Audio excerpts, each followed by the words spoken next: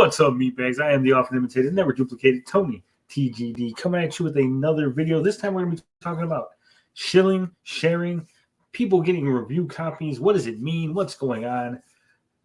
But before we get into it, I want to remind you to like the video, share this with your friends, and of course, subscribe to the channel because every subscription gets Gary that much closer to getting more internet. Now, I was perusing YouTube, looking through comments, trying to see what's going on in the community, trying to get a feel for what's going on. What are people interested in? What are they talking about? And I happened upon a comment. I'm going to go ahead and I'll put it on the screen. I'll read it for you. It says, Hancock also got a review copy of a new shooter in the Cotton series, and it looks like complete trash, like a cheap cell phone game. He had nothing bad to say about it, though. When you take handouts from people and speak negatively about the company or person, not only will they cut you off, but other people/companies will be wary about sending you product. So these influencers always shill for their handouts. The consequence is that these influencers lose all credibility when they recommend bad products to their viewers. Eventually, the audience catches on. Now, I'm not going to tell you who made this comment because that's not important. But what is important is the comment itself, because there is so much misinformation, incorrect assumptions in this comment. I see lots of people always make these same sort of remarks and comments and assumptions about people and about reviewers and people getting review codes and stuff. So I figured let's go ahead and talk about it. Let's put this issue to bed once and for all. Now, I've never watched John Hancock in my life until today. In order to get this comment and really dive into it, I had to watch the review in question. He reviewed Cotton Fantasy for Switch and PS4, and it wasn't even a review, it was a first look. Now, right off the bat, obviously aesthetics are subjective. Some people like certain looks, some people don't like certain looks. I will say it does not look like a cheap cell phone game. It doesn't look great. It does have a more lighter, cutesy art style. There are 3D models put on a 2D plane. It's not pixel art like the old Cotton series. This is more of a cartoony, hand-drawn style. Not for everybody, but it's not bad in and of itself, right? It was done with enough love and attention to detail. The shading is good. It just might not be your cup of tea. You might just not like that particular kind of art style, and that's understandable, right? But in no way does it look like a cheap cell phone game. It might look like a high-end cell phone game, because there are some pretty good cell phone games out there, but I wouldn't say it looks like a cheap cell phone game. Now, he goes on to say he had nothing bad to say about it, though. If you watch the first look, if you watch the video in question, John Hancock doesn't have much to say about the game at all. He's pretty much just relying information. He's saying, when the game comes out, what style of gameplay it is, how many characters, how many levels. He just goes through the basic motions. It's a actual pretty boring video, if I got to be quite honest. I don't know why people, if this is John Hancock's style, if this is what kind of content he delivers on the regular, I am not sure why people watch it. It was very monotone, very monotonous, not my cup of tea, not exciting, kind of boring. I don't know why people would give him review copies. He doesn't seem to be pushing numbers, right? But maybe that's just me. Maybe he's just not my style of YouTuber, not kind of thing that I'm into. But like I said, for me, it's really boring. But he definitely didn't say anything good about the game either. He just, like I said, he just laid out the facts. Release date, price, physical, digital, how many characters, levels, all that good stuff. He was basically just reading the press release in all due reality. So this whole argument that he didn't say anything bad about the game, again, it wasn't a review. It wasn't even a first impressions. It was just a first look. Here's the game. Here's some gameplay. Here's some facts. Make up your own mind. So I wouldn't say there was anything inherently wrong with this video. There was nothing shilly. He wasn't shilling. So this person's way off base in his comment here. And then it says, when you take handouts from people and speak negatively about the company or person, not only will they cut you off, but other people/companies will be wary about sending you product.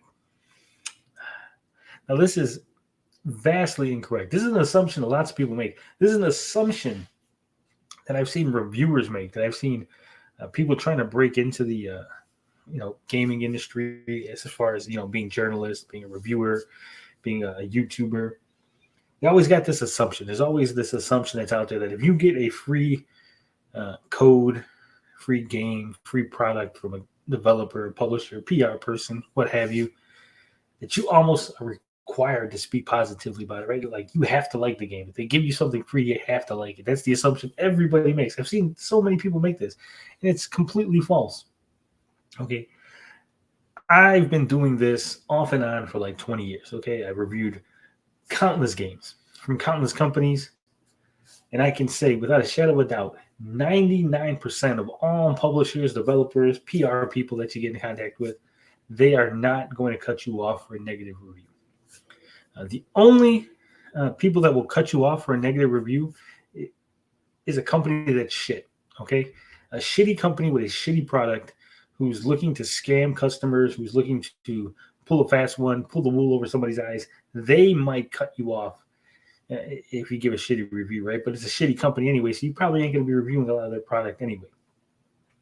But most companies, most respectable companies, are not going to cut you off or be even upset if you give a negative review, because a review is inherently subjective, right? You have two parts of review. You have the objective information, release dates, price, genre, what's the story about, how does it play, etc., etc.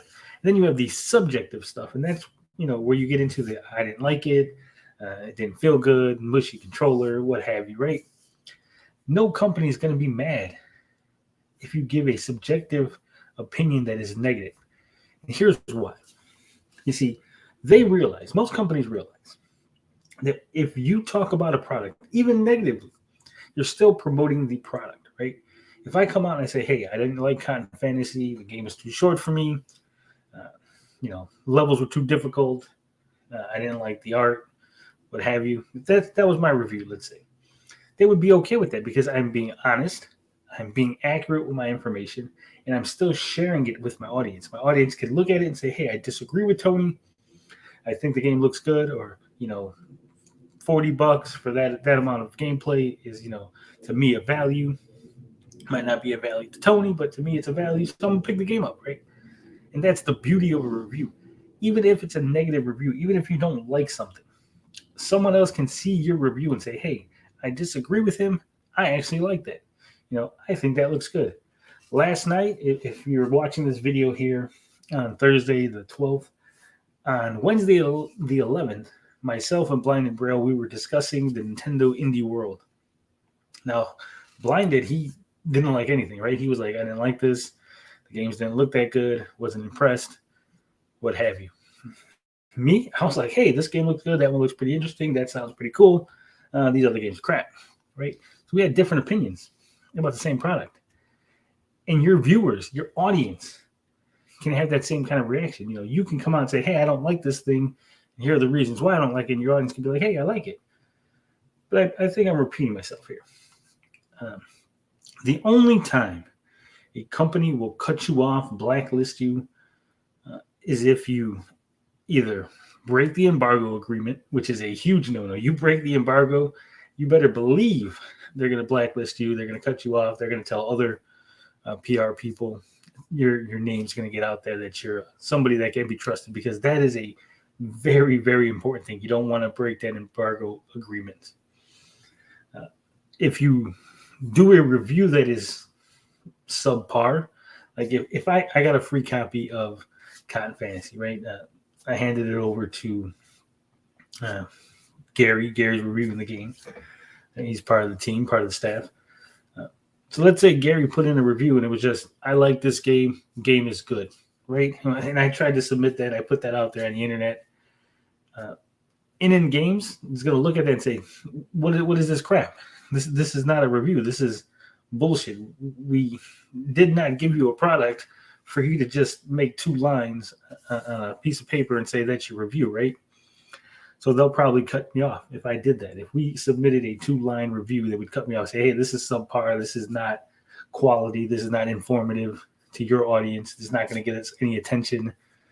Nobody reading this is going to want to pick up the game or not pick up the game, right? Because there's no information there.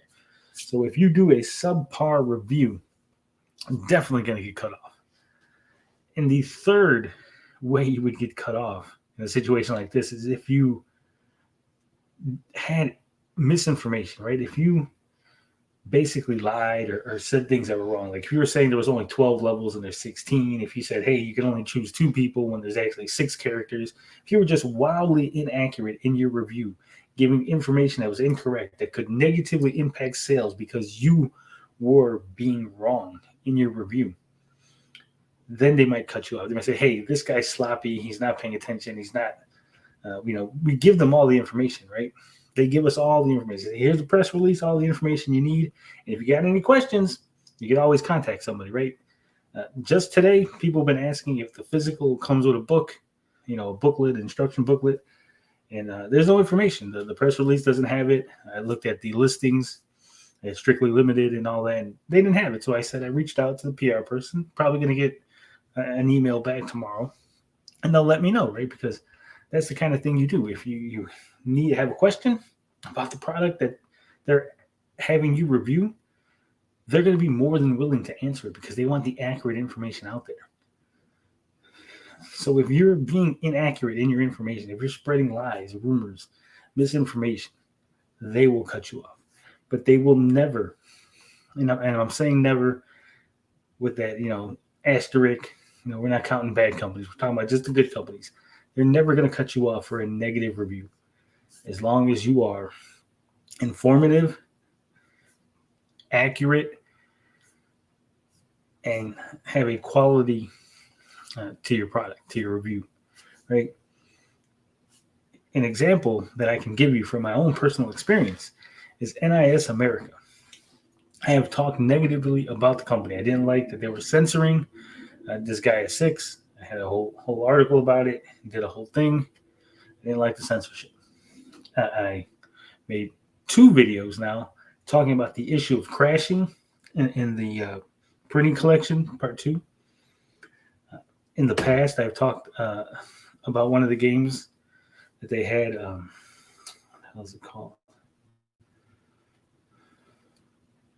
Damn, I forget what it's called. It's some like Prison Girls, something or another. Basically, they censored the hell out of it on Steam, gave it a really bad review, said it was like a 3 out of 10 because of all the censorship and all the things that you had to go through in order to get to the good stuff, which was cut out of the game anyway, right? Never once has NIS ever came to me and said, hey, we want you to change your review. Hey, we don't like what you're saying about the company. You need to take that down. You need to change this. We're going to blacklist you. None of that. They still give us review code. They still treat us with respect because we treat them with respect. We're being accurate with our information. We have quality product, quality reviews that we give out. And of course, we're just good at what we do, right? Because even if we're being negative, we go into great detail as to why we have that opinion. So this helps our audience, their audience, to know what we think about it, why we think about it, and why they might agree or disagree with us. So this is completely wrong. And I've seen so many people have this attitude that, like, if somebody gets a free review copy, they're going to be nice about it. And sometimes you are nice, right? Sometimes you get something and you do like a product. Just because you got it free doesn't mean that your like is ingenuine, right? It's disingenuous. You can get something free and still appreciate it and still like it. Gary, again, he reviewed Dandy and Randy DX. Didn't like the game. He got it for free. He got the review code. He played it. He said he didn't like it. It wasn't a great game. He's got Cotton Fantasy. He's saying, hey, he's having a good time. He's enjoying this one. There's no reason to doubt anything he says. There's no reason to doubt that he is actually enjoying the game just because he got a free review code. Because, like I said, he has said bad things about free games before. So there's no reason to doubt him. Now it says, so these influencers always shill for their handouts. I think we've covered this pretty clearly, right? You don't need to shill. It's not shilling, just sharing information. It's not shilling, telling people about something, right? everybody wants to talk about their hobby. Our hobby is gaming. We want to talk about the newest things coming out. And of course, everybody always wants to be first. You want to be the first one out there. You want to be the earliest. You want to get the stuff early, to get the information out before anybody else, because that gets you attention. That gets you the views. That gets you the clicks. Now it says the consequence is that these influencers lose all credibility when they recommend bad products to their viewers. Now, again, if he's speaking about John Hancock, I don't know John Hancock personally. I haven't watched any of his videos other than the Cotton Fantasy video in question here. And I can say without a shadow of a doubt that John did not recommend Cotton Fantasy at all. He didn't recommend it. He talked about the game. He said how he played it, gave the information, gave the objective information, and that's it. He didn't say, hey, guys, go out and buy this, or hey, I think you should buy this, or this is a great game. I hope you guys pick up a copy and tell me about it. Nothing. Not even a hint of him trying to influence anybody to pick up the game. It was a simple, informative video talking about the Cotton Fantasy game coming up. That was it. It says eventually the audience catches on.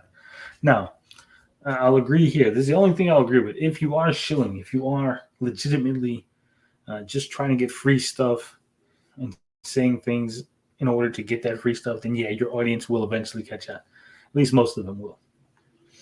But in this instance, I don't think John Hancock is guilty. I think John Hancock is innocent on all the charges here. He's innocent on being accused of shilling Cotton Fantasy. So sad. Too bad for the commentator. What do you guys think? Have you seen the John Hancock video question? Is he a shill? Can you get a free review copy of a game and still be objective about your opinion of it? Let me know in the comments. We have a poll going on too in the community section talking about this very subject. So you might want to pop over there, give your opinion there too. But as always, love, peace, booty grease. How about this bitch?